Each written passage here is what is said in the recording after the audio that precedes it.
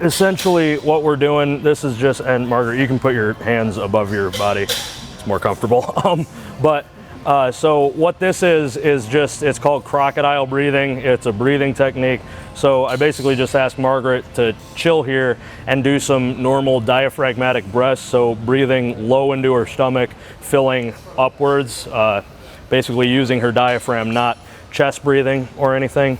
Just have her do a bunch of diaphragmatic breaths to basically just chill down. It's like a form of meditation or reset or whatever. But then after she does that for a little while, I can say brace and actually draw your air in and brace as if you were going to squat. And it's better, but you guys can see it's really subtle, but she's basically primarily filling into the front of her body. Her torso is raising a little bit as if a crocodile was drawing air in. When you see a crocodile breathe, they expand like this. That's what we want to see, but Margaret, breathe in and brace again.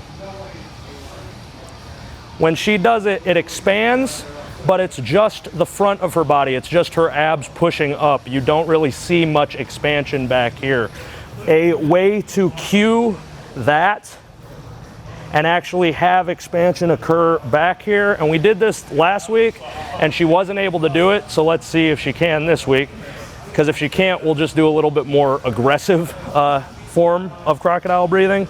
But if you take just a light kettlebell, this is a 10 pounds, set it on the person's lower back, on the actual muscles, the spinal erectors, the paraspinals back here, and then ask her to breathe and brace and try to lift the kettlebell as high as you can. So breathe in and brace. See, that was better. There was a lot more expansion with that. You guys can see that. Go back and compare if you want to scroll on YouTube or whatever. And you want to do both sides. See, and that side actually was a little bit less. And you guys can take my word for it, you can do it with your clients or do it with yourself or your training partners. You can actually see the muscles engage back here. It's really subtle, but you can see it up close and personal. Margaret, this time breathe and brace, but I want you to fill and resist this. That's just karate chops. I think Chris Duffin called it the Okinawan strength technique or something. It could be hooey, but I've been using it, and I remember him using it on me like 3 years ago, and it works. Because if you see that, so relax, come over and see it. So breathe and brace. You can see that line of separation happen right there. Those are the spinal erectors firing and actually bracing. That's what you want, because when you breathe against a belt, you want to inflate in a 360-degree range of motion. You're not just thinking big gut, push your gut into the belt. I know we've been taught that 1,000 times over, but what happens when you blow a balloon up? It expands in 360 degrees. That's what you want when you breathe and brace against the belt, so that you can lift the most weight possible. It's not just about tensioning your abs. It's about tensioning the musculature back here too. This is the second movement prep thing that I'm recommending Margaret do.